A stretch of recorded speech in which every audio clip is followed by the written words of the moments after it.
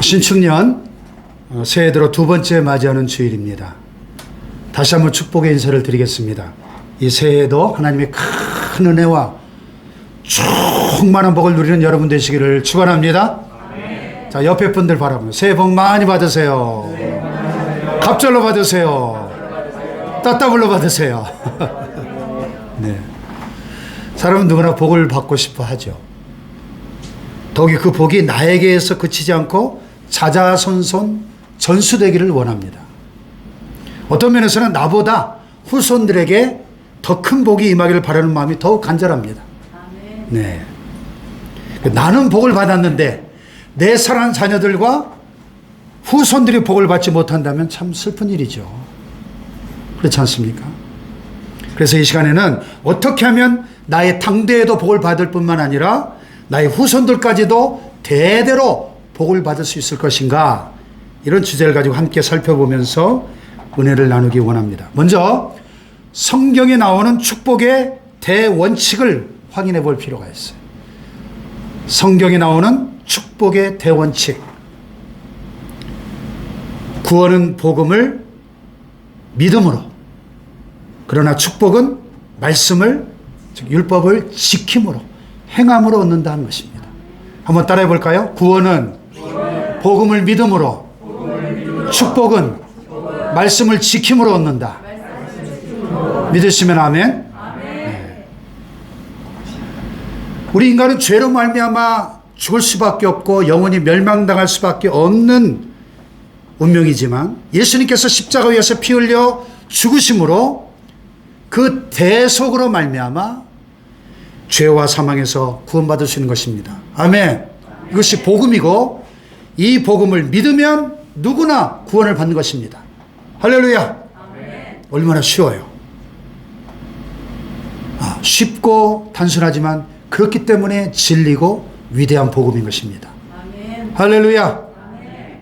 그런데 구원을 받고 난 다음에 이 세상 살아가는 동안에 우리가 영육간의 복을 받으려면 하나님의 말씀을, 율법을 지켜야 합니다. 아멘. 아멘 합시다. 아멘. 물론 인간이 죄인이기 때문에 율법을 100% 완전하게 지킬 수 없기 때문에 율법의 행위로는 그분 앞에 의롭다 하심을 얻을 육체가 없고 율법의 행위로는 구원받을 자가 아무도 없는 것입니다. 그러나 율법은 축복의 기준, 축복의 지침이 되는 거예요. 그래서 이 율법의 말씀을 지켜 행함으로 복을 받는 줄로 믿습니다. 자, 오늘 본문에 나오는 이 십계명, 이 모세가 시내산에서 하나님께 받은 건데 이 십계명은 하나님의 말씀, 즉 율법의 핵심입니다. 인생 헌법이에요. 하나님이 우리 모든 인생들에게 명령하신 인생 헌법입니다. 특별히 6절에 보면 단순히 명령으로 끝나지 않고 놀라운 약속이 포함되어 있는데 어떤 약속입니까? 천대까지 은혜를 베풀겠다. Showing steadfast love to the countless generation. 자손 천대까지 복을 주시겠다는 것입니다. 아멘, 아멘 합시다. 아멘. 물론 여기서 천대라는 것이 문자 그대로 산술적인 천대를 의미하지는 않습니다. 왜냐하면 한 세대를 30년으로 치면 천대면 몇 년이에요? 30 곱하기 1000년 하면 3만 년 동안 복을 받는다는 계산이 나오는데, 그러므로 이것은 문자적으로 그렇다는 게 아니라 일종의 수사법이죠. 강조용법이죠. 강조용법. 그만큼 오래오래 자자손손 대대로 복을 주시겠다는 약속입니다. 아멘. 아멘. 정말 우리 모두가 간절히 바라고 원하는 바 아니겠습니까?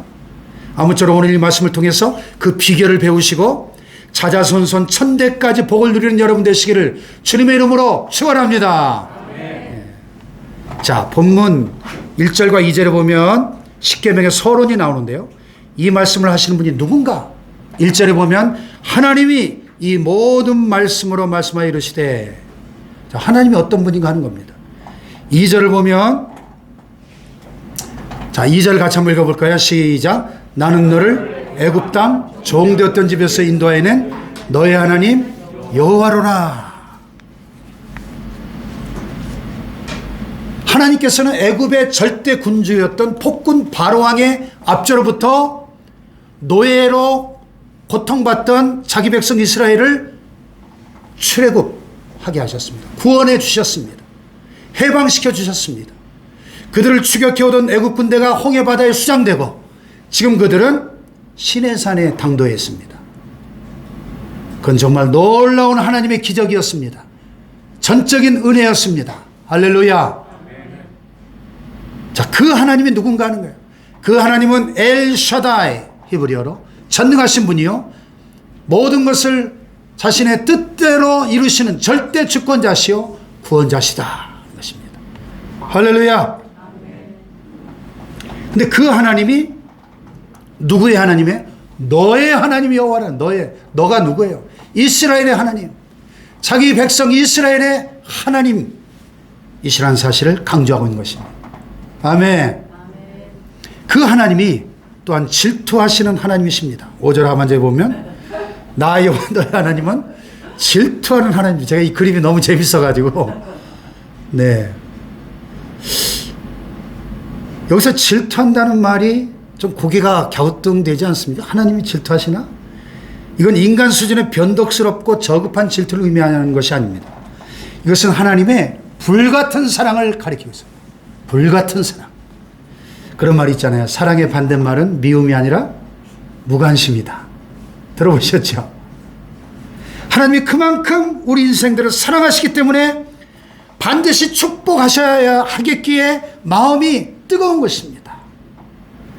하나님을 거부하는 자들에게는 징계를 통해서라도, 채찍을 들어서라도 돌이키시려고 하는 이 불같은 사랑, 강렬한 사랑을 가리키고 있는 거예요. 아멘. 따라서 하나님은 질투하시는 분입니다. 이 질투하시는 하나님은 원어에 보면 엘카나 이렇게 되는데 이것은 선한 질투를 가리켜요. 선한 질투. 그래서 이 질투의 또 다른 표현은 사랑인 것입니다. 내가 사랑하는 사람을 다른 사람이 사랑하면 견딜 수 없잖아요. 또 나를 사랑하는 사람이 다른 사람을 사랑하면 그 견딜 수 없는 막 살인하고 싶을 정도의 질투가 불같이 일어나잖아요. 주말 연속극 보세요. 드라마 삼각관계 사각관계 못 견디잖아요. 못 견뎌. 질투는 사랑입니다.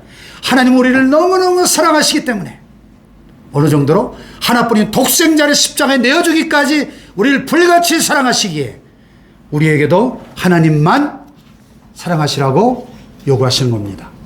아멘. 부부 사이에도 질투가 없는 부부로서의 관계를 포기한 거죠. 다른 남자를 만나는 아내에게 무관심한 남편이 있다? 이미 부부라고 할 수 없겠죠. 다른 여자를 만나는 남편에게 전혀 바가지를 긁지 않는 아내가 있다면 그건 이미 관심 받기라는 얘기 아닙니까? 그렇잖아요. 밤늦게 남편이 들어왔는데 새벽 1시에 들어왔어. 근데 왜 이리 늦었냐고 말 한마디 물어보지 않는다면 그 사랑의 종지부를 찍은 부부 아닙니까? 이미 끝난 부부 관계겠죠. 그러므로 질투는 사랑의 다른 이름인 것입니다. 하나님은 수천 수만의 잡신들 가운데 오직 하나님만 하나님으로 인정하고 같이 사랑하며 살자고 말씀하고 계시는 거예요. 아멘 합시다. 그래서 아예 하나님의 다른 이름이 질투예요. 질투. 출애굽기 34장 14절에 보면 너는 다른 신에게 절하지 말라. 여호와는 질투라 이름하는 질투의 하나님이니라. 표준 세번에 보니까 나 주는 질투라는 이름을 가진 질투하는 하나님이기 때문이다. 이렇게 되어 있어요. 하나님의 이름이 질투래. 질투. 그 질투에 대해서 베이컨이 유명한 말을 했어요. 질투는 휴일이 없다. 연정부야. 질투는 휴일이 없대요. 네. 믿음의 조상 아브라함에게 이런 유대인들의 전승이 전해 내려져 옵니다. 아브라함이 하나님의 부르심을 받고 그 머나먼 여행길을 떠나는데 한 번도 가보지 않은 미지의 세계를 향해서 가는데 불안하잖아요. 뭔가 의지할 것이 필요했습니다. 그래서 아브라함이 밤하늘의 별들을 바라보면서 이렇게 다짐했어요. 아, 그래. 별을 따라가야지. 근데 아침이 되니까 모든 별이 사라져 버렸습니다. 다시 저녁이 되니까 달이 환하게 비칩니다. 그렇지. 별보다 달이 더 환하고 낫지. 달을 따라가야지. 근데 아침이 되니까 또 달이 사라졌습니다. 동력 하늘에 찬란한 해가 떠오릅니다. 야, 아브라함이 그렇지. 해가 제일 밝구나. 해를 따라가야지. 근데 저녁이 되니까 또 해가 지고 말았습니다. 아브라함이 그제서야 무릎을 치면서 그렇구나. 해도 달도 별도 다 소용없구나. 섬길 가치가 없는 것이구나. 하나님은 질투하시는 하나님이구나. 그래서 내가 하나님만 바라보도록 다 없애주시는구나. 하나님만 바라보자. 하나님만 따라가자. 하나님만 변함없이 주신 분이구나. 할렐루야. 유대인들의 전설이에요. 유대인들의 전설. 그래서 아브라함은 오직 하나님만 한 번만 사랑하게 되었답니다. 하나님은 질투하시는 하나님이십니다. 그러므로 인생의 축복과 저주의 갈림길은 하나님과의 관계가 어떤가에 달려 있다는 거예요. 하나님과의 관계.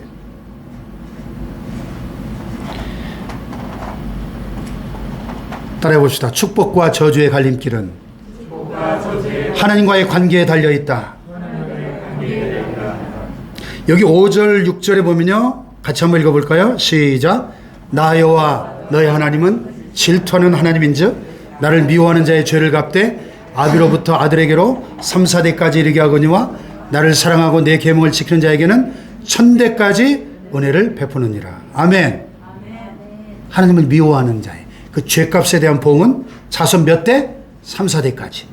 그러나 하나님을 사랑하고 그분의 계명을 지키며 순종하는 자에게 베푸실 축복은, 축복의 은혜는 몇 대까지?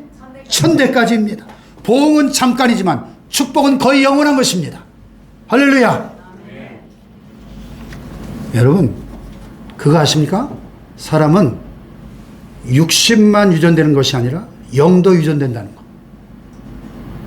부모의 혈액형, 또 DNA, 그 유전인자 속에 담겨져 있는 성격이나 기질이나 습관이나 특성이 그대로 유전됩니다.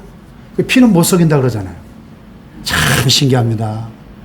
우리 두 아들 이렇게 보면 제가 진짜 아주 깜짝 놀랄 때가 있어요. 아니, 저런 건 내가 가르쳐준 적이 없는데 어떻게 안 닮았으면 하는 것까지 귀신같이 닮아 있어요. 제가 지금 춘기 나이 때 설교하면서 문장과 문장 사이에 이러는 버릇이 있었어요. 저는 몰랐는데 장인어른이 지적해 주셔서 제가 그걸 알았거든요. 그래서 고쳤어요. 이거 안 하잖아요, 저. 얼마나 듣는 사람이 피곤합니까? 근데 춘기란 놈이 요새 방송에 나와서 인터뷰하는 거 보니까 이러니까 내가 가르쳐 준 적이 없는데 그거는 참 희한해요. 제가 좀 성질이 급해가지고 좀 밥도 빨리 먹어요. 우리 집사람보다 한 2배는 빨리 먹습니다. 춘기란 놈 보니까 어떻게 밥을 빨리 먹는지 제가 그렇게 뭐라고 가르쳐 준 적이 없다니까요. 네. 그 성격 기질 검사하는 게 있거든요. MBTI 검사를 요새 뭐 페이스북 같은데 그 기질 검사하는 거 많이 있거든요. 지가 해보고 지가 뭐 ENFJ라고 한번 아빠도 해보세요.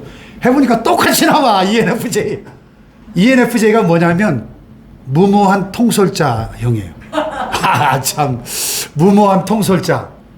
그러니까 그냥 막 맨땅에 헤딩하고 빈손 들고 막 영화 2년 동안 영화 찍고 그 기질이 어디서 왔을까요? 여기서 왔어요. 여기서. 참 놀랍습니다. 유전이라는 게. 근데 여러분, 육적인 요소만 성격만 유전되는 것이 아니고 영도 유전되어 흐르는 거예요. 경건한 가정에는 경건이 유전되어 흐릅니다. 그러니까 이 신앙생활 잘하는 조상을 가진 게 얼마나 큰 축복인지 몰라요? 그 사람은 벌써 시작부터가 아주 유리한 조건에서 신앙생활을 하게 되어 있는 거예요. 그래서 성경은 이 의인의 후손이 얼마나 복된지 누누이 강조하고 있습니다. 시편 37편 보세요. 시작. 그는 넘어지나 아주 엎드러지지 아니하면 여호와께서 그의 손으로 붙드심이로다. 내가 어려서부터 늙기까지 의인이 버림을 당하거나 그의 자손이 걸식함을 보지 못하였도다. 그는 종일토록 은혜를 베풀고 꾸어주니 그의 자손이 복을 받는도다. 할렐루야. 의인의 자손에게 복을 약속하고 계십니다. 그러니까 믿음의 조상을 갖고 있는 거 엄청난 축복입니다, 여러분. 그 신앙을 잘 계승하시기 바랍니다. 혹시 미흡하면 내가 더 좋은 믿음의 조상이 되십시오. 내가 1세대라면 아브라함이 믿음의 조상이 됐잖아요. 우리 가문에 내가 믿음의 조상이 되면 됩니다. 할렐루야. 이스라엘 역사를 보면요, 하나님 마음에 가장 합했던 왕이 누구예요? 다윗이잖아요. 그래서 다윗이 세웠던 신앙의 길을 잘 따라간 왕들은 다 복을 받았습니다. 그런데 그 다윗의 길에서 벗어난 왕들은 다 저주를 받았습니다. 예를 들어 역대하 34장 2절에 보면 요시야 왕이 참 좋은 왕이었는데 그의 행적을 이렇게 한 절로 짤막하게 이야기합니다. 요시야가 여호와 보시기에 정직히 행하여 그 조상 다윗의 길로 행하여 좌로나 우로나 치우치지 아니하고 그랬어요. 아멘. 할렐루야. 예, 여러분, 우리가 조상들로부터 물려받은 신앙을 잘 계승해서 대대손손 천대까지 복받는 가문을 세워나가시기를 주님의 이름으로 축원합니다. 축원합니다. 옛날에 그 미국을 건국했던 건국의 아버지들, 청교도들의 역사에 보면 이런 이야기가 나와요. 뉴 잉글랜드 지방의 한 동네에서 자라난 이 두 사람이 있었습니다. 친구였는데요. 이 청교도인 조나단 에드워즈 목사님이죠. 이 17세기 미국의 대각성 운동을 주도한 위대한 설교자였습니다. 또 한 사람은 불신자였던 맥스 주크예요. 이 조나단 에드워즈는 독실한 신앙의 여인과 결혼해서 경건한 가정을 이룹니다. 그런데 불신자였던 맥스 주크는 방탕한 여인과 결혼합니다. 그 이후에 이 두 가문이 전혀 다른 길을 걷게 되는데요. 근데 어떤 사람이 엘버트 윈십이라고 하는 분이 1900년에 교육과 유전에 관한 연구라는 제목으로 오랫동안 이 두 가문을 추적하고 조사한 끝에 연구 결과를 발표했는데 참 놀랐습니다. 신앙의 가정을 이루었던 조나단 에드워즈는 오늘까지 총 617명의 후손을 두었는데 그중에 대학의 총장을 지냈던 사람이 12명, 대학 교수가 75명, 의사가 60명, 목사가 100명, 군인 장교가 75명, 저술가 75명, 변호사 100명, 판사가 30명, 공무원이 80명, 미국 상하원 의원이 4명, 부통령이 1명 이렇게 나왔어요. 그런데 이 맥스 주크, 불신앙의 가정을 이룬 맥스 주크는 조나단 에드워즈 가문보다 숫자는 2배나 더 많은 1292명의 후손을 뒀는데 불행하게도 유아로 사망한 사람이 309명, 직업적인 거지가 310명, 불구자가 440명, 매춘부가 50명, 도둑이 60명, 살인자가 70명, 그저 그렇고 백수건달이 53명이었습니다. 놀랍지 않나요? 이 두 가문의 차이는 신앙 외에 아무것도 없어요. 신앙의 차이. 세계 역사를 봐도 이런 증거는 수두룩합니다. 세계의 역사에 나타난 축복의 증거들을 보세요. 영국을 예로 들어볼까요? 영국의 역사를 보면 원래 섬나라 이 영국 사람들의 조상이 뭐 하던 사람들이에요? 이런 사람들이에요. 해적들, 바이킹 들어보셨죠? 그래가지고 이 해적들이 대륙을 쳐들어와가지고 막 예수 믿는 크리스찬 귀부인들을 막 납치해 간 겁니다. 근데 그 부인들이 눈물 흘리면서 자식들을 낳아서 기도로 키웠을 때 그 해적들이 변해서 어떻게 됐습니까? 신사의 나라가 됐잖아요. 신앙의 명문가를 이루고 믿음의 민족이 되어서 19세기 한때는 해가 지지 않는 나라로 전 세계를 호령하는 세계 최고의 부국이 되었지 않습니까?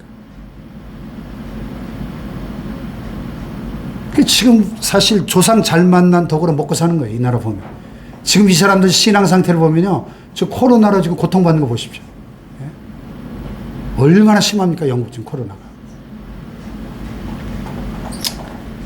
또 청교도들이 1620년에 신앙의 자유를 찾아서 메이플라워를 타고 목숨 걸고 대상을 건너서 신대륙으로 건너와 가지고 플리머스라고 하는 미국 동부해안에 도착해서 제일 먼저 뭘 했어요? 통나무로 저렇게 예배당을 지었어요. 그리고 나서 다음 세대를 교육할 학교를 짓고 그리고 나서 세 번째로 자기들이 거쳐야 할 집을 지었다는 거예요. 그렇게 철저한 신앙 위주로 나라를 일으킨 것이 바로 미국 아닙니까? 아멘. 근데 남미는 보면 신앙이 아니라 가시 아니라 골드를 찾아서 금과 보석을 찾아간 유럽인들이 세운 나라들인데 오히려 훨씬 더 가난한 후진국들이 되고 말았습니다. 우리나라도 마찬가지죠. 북한과 남한의 차이가 뭐예요? 옛날에 북한이 우리나라보다 한때 훨씬 더 잘 살던 시절이 있었습니다. 1960, 70년대까지만 해도. 근데 왜 이렇게 지금 엄청난 경제가 아마 한 4, 50배 이상 차이 날걸요? 국민 총 생산이. 왜 그렇습니까? 자유민주주의, 공산주의 정치 체제의 문제이기도 하지만 그 이전에 영적인 문제라는 것을 알아야 돼요. 북한이 어떤 땅입니까? 한마디로 우상숭배의 땅입니다. 김일성이가 평양 대북이 일어났었던 그 장대영 교회 그 자리에 예배당을 헐고 그 자리에다가 이걸 세워놨어요. 김일성, 김정일 부자 또 금박을 입힌, 그리고 지금까지 뭐 수억 명이 참배를 했다 그래요. 여기 다녀간 사람들이 누적 합계. 북한 전역에 김일성, 김정일 이런 동상이 4만 개가 세워져 있대요. 근데 여러분, 우리 대한민국은 그래도 대한민국은 어떻습니까? 뭐 이걸 싫어하는 사람들도 있지만 8만 개의 교회가 있습니다. 예. 하나님을 예배하고 섬기는 땅이에요. 아멘 합시다. 이 정부가 지금 코로나 방역을 핑계로 교회를 지금 얼마나 핍박하고 탄압하는지 몰라요.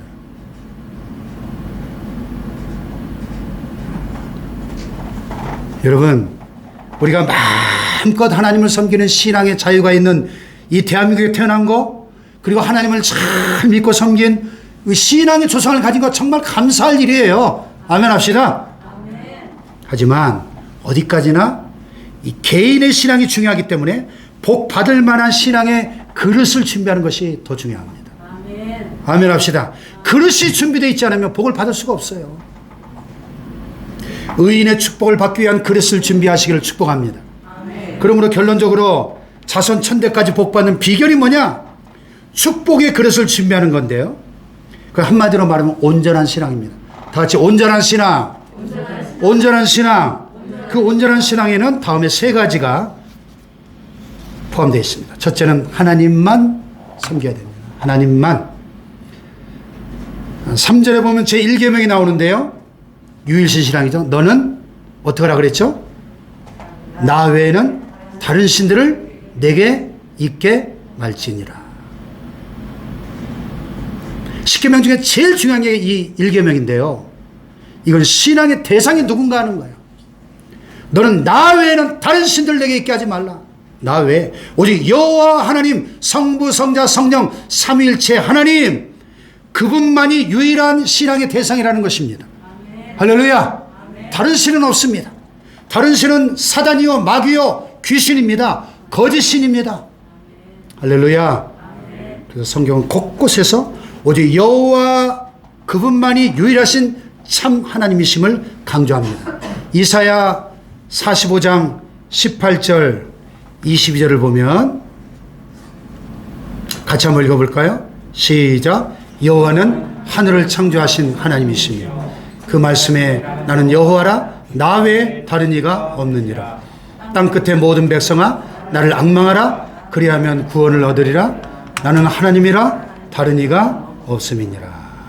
아멘. 사람들은 반문합니다. 아, 왜 여호와만이 유일한 하나님이냐? 세상에 얼마나 종교가 많은데 왜 여호와 하나님만 하나님이냐? 반문할지 모르겠습니다. 그래도 하나님은 유일하신 분입니다. 그래야 할 것이 우주 만물을 창조하시고 섭리하시고 다스리는 분이 여럿이면 충돌할 수밖에 없습니다. 질서가 깨어질 것입니다. 하나님은 여럿일 필요도 없고 여럿일 수도 없고 여럿이어도 안 됩니다. 그래서 하나님이 무슨 뜻입니까? 하나밖에 없는 유일하신 한 분 하나님. 그래서 하나님이잖아요. 아멘. 마치 인간 세계 아버지는 하나, 어머니도 하나뿐인 것과 같습니다. 아버지, 어머니가 여럿이면 어떨까요? 골치 아파지겠죠. 왜 야곱 가정에 그 비극이, 요셉의 비극이 일어났습니까? 어머니가 넷이나 되잖아요. 여호와 하나님만 유일한 참 하나님이신 걸 믿으시기 바랍니다. 할렐루야. 그 이유는요, 예수님 때문이에요. 세상에 온갖 종교가 있지만 그 종교의 교주들 다 죽었습니다. 그 시체가 다 그 무덤들이 있습니다. 오직 예수님만 십자가에 죽으셨다가 부활하셔서 항상 살아계십니다. 할렐루야. 예수님의 무덤은 빈 무덤입니다. 그분은 살아계시기 때문에. 할렐루야. 그래서 하나님의 유일성은 예수님의 유일성입니다. 예수님은 이로써 죽었다 부활하심으로 하나님의 아들이심을 만천하에 증거하셨고, 예수님의 아버지이신 하나님만이 유일하신 참 하나님이심을 증거하신 것입니다. 로마서 1장 3절 4절 시작. 이 아들 예수 그리스도로 말하면 육신으로는 다윗의 혈통에서 나셨고 성결의 영으로는 죽은 가운데서 부활하여 능력으로 하나님의 아들로 인정되셨으니 곧 우리 주 예수 그리스도시니라. 할렐루야. 죽은 자 가운데서 부활하심으로 능력으로 하나님의 아들로 인정되셨다, 선포됐다, 그런 뜻입니다. 요한복음 14장 6절에 다 같이 시작. 예수께서 이르시되 내가 곧 길이요 진리요 생명이니 나로 말미암지 않고는 아버지께로 올 자가 없느니라. 아멘. 예수님의 유일성입니다. 또 요한에서 5장 20절 다 같이 시작. 또 아는 것은 하나님의 아들이 이르러 우리에게 지각을 주사 우리로 참된 자를 알게 하신 것과 또한 우리가 참된 자 곧 그의 아들 예수 그리스도 안에 있는 것이니 그는 누구시에요? 참 하나님이시오 영생이시오. 그가 누구예요? 예수 그리스도는 The true God, 참 하나님이시오 영생이라고 분명히 말씀하고 있습니다. 할렐루야. 이렇게 유일하신 참 하나님을 섬길 때 진정한 축복이 있는 것입니다. 아멘 합시다. 자, 사무엘상 2장 30절에 보면 유일하신 하나님만 섬기는 자의 축복이 나와 있어요. 즉 하나님 여호와를 존중히 여기는 자를 어떻게 해요? 내가 존중히 여기리라. 나를 멸시하는 자를 내가 경멸히 여기리라. 아멘 합시다. 그러니까 여러분, 이 하나님을 제쳐두고 다른 신들을 섬기면 망할 수밖에 없는 거예요. 하나님의 경멸의 대상이 되니까 저주받는 겁니다. 다른 신들은 다 거짓신이요 우상신이요 헛된 것들이기 때문에. 아멘입니까? 그것들은 우리 인생을 구원할 수도 없고 진정한 복을 줄 수도 없습니다. 목사님 오늘 이 첨단 과학 문명 시대에 누가 다른 신들을 그렇게 섬기겠냐고 반문할지 모르지만 천만의 말씀입니다. 인간은 영혼을 가진 종교적 존재이기 때문에 참 하나님을 만나지 못하면 반드시 대체신을 찾게 되어 있어요. 다른 신들을 찾게 되어 있습니다. 마치 어려서 부모를 잃은 고아가 부모가 누군지는 모르지만 여전히 부모를 그리워하는 마음을 갖고 있는 것과 같은 이치예요. 그래서 어떤 종교를 의지한다든지 아니면 하다못해 미신이라도 섬기고 무속에 빠지고 점이라도 치게 돼 있어요. 여러분, 연세 드신 분들은 물론이고 요즘 젊은 사람들이 얼마나 점을 많이 치는지 아세요? 인터넷 들어가 보세요. 점술 사이트가 막 철철 넘칩니다. 대학가에 이 홍대 앞에 신촌에 점집들이 아주 성행합니다. 사주 카페, 타로 점치는 곳, 점술 왕국. 특히 요즘 이제 코로나의 불황에다가 사회가 불안해지니까 더 심하다고 합니다. 정부에 정식으로 등록된 무속인 역술인만 전국에 45만 명에 달한다고 합니다. 연간 시장 규모가 2조 원에 달한다고 합니다. 기가 막힐 노릇이 아닐 수 없어요. 금년에 이제 또 서울시장, 부산시장 보궐선거가 있고 내년에 대통령 선거도 있어서 벌써부터 난립니다. 유명한 점쟁이들, 용하다고 소문난 점쟁이들 아주 상한가를 치고 있습니다. 줄을 서는 거예요. 심지어 공영방송이나 신문, 라디오에서도 그들의 점괘를 소개할 정도로 얼마나 한심한 일인지 모릅니다.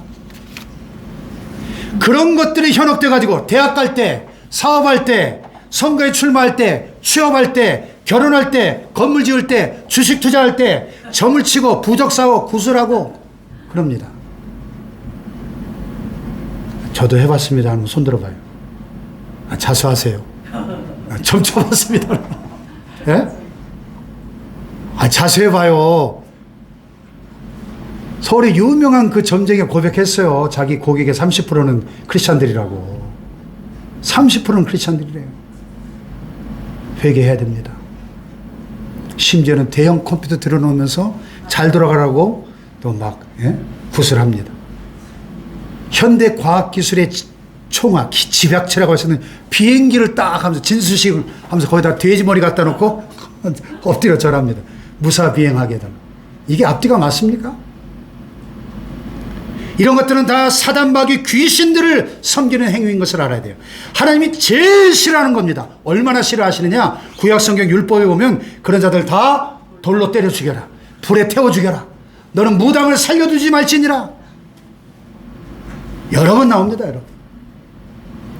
그러므로 여러분, 우상 종교는 물론이고 미신이나 무속이나 역술에 빠진 사람들은 반드시 망하게 되어 있는 겁니다. 반드시. 끝이 좋지 않아요. 절대 주권자이신 하나님이 제일 싫어하는 짓을 하면서 어떻게 복을 받을 생각을 할 수 있겠습니까? 여러분, 마귀가 복을 줄 수 있을까요? 그 졸개인 귀신들이 복을 줄 수 있을까요? 일시적으로 혹시 뭐 잘 되는 것처럼 보이게 할 수는 있을지 모르겠습니다. 그러나 결말이, 한번 생각해 보시라고요. 여러분, 무당들이 제일 싫어하는 말이 뭔지 아세요? 당신 딸이 무당되길 바랍니다. 이걸 제일 싫어한대요. 당신 자식들이 무당되는 걸 제일 싫어한대. 아니, 무당이 그렇게 용하고 그렇게 미래를 잘 맞추고 그 점을 쳐가지고 복을 받으면 자기 자식도 무당을 만들어야지. 자기 자식 무당 되라는 말을 제일 싫어한다는 거예요. 왜냐하면 자기도 지금 죽지 못하는 거거든. 죽지 못해. 귀신이 무서워가지고. 그거 안 하면 죽으니까. 어떻게 마귀가 우리에게 복을 줄 수 있겠습니까? 참, 인간들이 그렇게 어리석어요. 여러분, 이 확신 가지고 오직 유일하신 참 하나님만 섬기고 우리 자녀들에게도 참 신앙을 전수해 주심으로 천대까지 복 받으시기를 축원합니다. 축원합니다. 또 하나, 하나님을 섬기되요 똑바로 섬겨야 돼요. 그래서 제2 계명이 뭐예요? 우상숭배 금지의 계명이죠. 우상숭배 금지. 자, 4절 5절을 같이 한번 읽어볼까요? 시작. 너를 위하여 새긴 우상을 만들지 말고 아무 영상이든지 만들지 말며 그것들에게 절하지 말며 섬기지 말라. 너무 길어서 제가 좀 줄였는데요. 만들지도 말고 절하지도 말고 섬기지도 말라는 거예요. 우상, 어떤 형상이든지. 다른 신을 섬기는 것도 우상숭배고요. 또 하나님을 섬긴다고 하면서 우상을 만들어 놓고 섬기는 것도 우상숭배입니다. 왜냐하면 하나님은 영이시기 때문에 형상화할 수 없어요. 형상화할 수 없어요. 시편 115편 4절로 8절을 제가 한번 읽어볼게요. 저희 우상은 은과 금이요 사람의 수공물이라. 입이 있어도 말하지 못하며 눈이 있어도 보지 못하며 귀가 있어도 듣지 못하며 코가 있어도 맡지 못하며 손이 있어도 만지지 못하며 발이 있어도 걷지 못하며 목구멍으로 소리도 못하느니라. 우상을 만드는 자와 그것을 의지하는 자가 다 그와 같으리로다. 아멘 합시다. 아멘. 얼마나 우상 숭배가 어리석고 헛된 짓인가 하는 거예요. 눈에 보이는 하나님의 형상은 오직 예수님 한 분밖에 없다고 성경은 말씀합니다. 아멘. 요한복음 1장 18절이에요. 같이 한번 읽어볼까요? 본래 하나님을 본 사람이 없으되 아버지 품속에 있는 독생하신 하나님이 예수님이 나타내셨느니라. 아멘. 예수님은 우리에게 하나님, 볼 수 없는 하나님을 볼 수 있도록 성육신하신, 나타나신 하나님이신 겁니다. 아멘. 그러므로 하나님을 섬기되 바로 섬겨야 돼요. 하나님이 영이시니 예배하는 자가 영과 진리로, in spirit and in truth. 여러분, 하나님을 우리가 성경 말씀을 통해서 만나고 하나님을 섬길 수 있습니다. 또 성령님의 도우심으로 우리 영혼이 하나님을 만나 예배할 수 있습니다. 할렐루야. 다른 방법으로 안 되네요. 다른 방법으로 절대 안 됩니다. 근데 참 안타까운 것은 성도들 중에도 다른 신을 섬기거나 하나님을 섬기노라 하면서도 우상 숭배를 하는 사람들이 상당히 많다는 거예요. 하나님이 기뻐하시지 않습니다. 잘 될 수가 없죠. 양다리 걸치고 있는데 이걸 우리가 혼합주의라 그래요. 혼합주의 신앙. 구약의 이스라엘이 그러다 망했습니다. 하나님을 섬기면서 동시에 바알신, 아세라신을 섬기고 밀곰과 몰렉신에 자기 자식들을 막 불살라 인신제사를 드리고 하나님이 제일 가증히 여기시는 싫어하시는 우상 숭배를 끝까지 포기하지 않다가 결국 쫄딱 망하지 않았습니까? 적극적으로 우상 숭배를 하지 않아도 하나님보다 세상 것들을 더 사랑하고 집착하는 것도 우상 숭배입니다. 예를 들어 현대인들의 우상, 첫 번째 뭡니까? 돈이 우상입니다. 돈을 위해서는 얼마든지 하나님 배반하고 죄를 짓습니다. 이 돈신 섬기는 건데, 만몬, 돈신. 또 건강이 우상이죠. 건강하게 놀아. 운동하겠다고 주일 밥 먹듯이 빼먹으면서 하나님 배반하는 거 우상 숭배입니다. 쾌락이 우상이죠. 세상 재미에 푹 빠져가지고 룰루랄라 쾌락에 빠져서 하나님 섬기는 것을 게을리하면 명백한 우상 숭배죠. 자식이 우상입니다. 자식도 뒷바라지하는 거 당연하지만 자식의 얽매여서 하나님 뜻을 저버린다면 우상 숭배예요. 하나님 앞에서 절대로 복받을 수 없습니다. 이런 우상들을 섬기고 있는 한. 잠시 잠깐 육신적으로 편하고 넉넉할지 모르지만 그 심령이 황폐화되고 결국 망하게 된다는 것을 깨달아야 됩니다. 아멘 합시다. 마지막 세 번째로 하나님의 말씀을 지켜야 돼요. 오직 유일하신 하나님만을 섬기고 섬기되 바르게 섬기는 사람은 하나님의 말씀을 지키게 되어 있습니다. 자, 6절을 보세요. 시작. 나를 사랑하고 내 계명을 지키는 자에게는 천대까지 은혜를 베푸느니라. 아멘. 하나님을 사랑하는 증거가 뭐예요? 하나님의 계명을 지키는 것입니다. 말씀에 순종하는 것입니다. 요한복음 14장 15절에 예수님도 너희가 나를 사랑하면 어떻게 해요? 내 계명을 지킬 것이다. 그러므로 이것은 하나님을 섬기는 성도로서 마땅한 의무인 동시에 자손 천대까지 복받는 길이요 복받는 비결이요 특권인 줄로 믿습니다. 아멘. 축복장으로 유명한 신명기 18장에 보면 우리가 상상할 수 있는 모든 종류의 만복이 열거되어 있고 축복이 약속되는데 그 전에 딱 한 가지 조건이 있어요. 조건이 뭡니까? 내가 내 하나님 여호와의 말씀을 삼가 듣고 내가 오늘 내게 임하는 그 모든 명령을 어떻게 해요? 지켜 행하면. 다 같이 지켜 행하면 이 모든 복이 내게 임하며 미치라. 내가 너를 세계 모든 민족에 뛰어나게 하고 내 몸의 소생과 내 토지의 소산과 짐승의 새끼와 내 우양의 새끼가 복을 받을 것이고 내가 들어가도 복을 받고 나가도 복을 받으리라. 할렐루야. 또 13절에 보면 여호와께서 너는 머리가 되고 꼬리가 되지 않게 하시며 위에만 있고 아래에 있지 않게 하시니 오직 너는 내가 오늘날 내게 명하는 내 하나님 여호와의 명령을 어떻게 해요? 듣고 지켜 행하며. 다 같이 듣고 지켜 행하며. 딱 한 가지 조건입니다. 그러므로 오늘 한 해도 늘 말씀 가까이 하시고 깨달은 대로 실천하셔서 하나님이 예비하신 복을 충만히 받으시기를 축원합니다.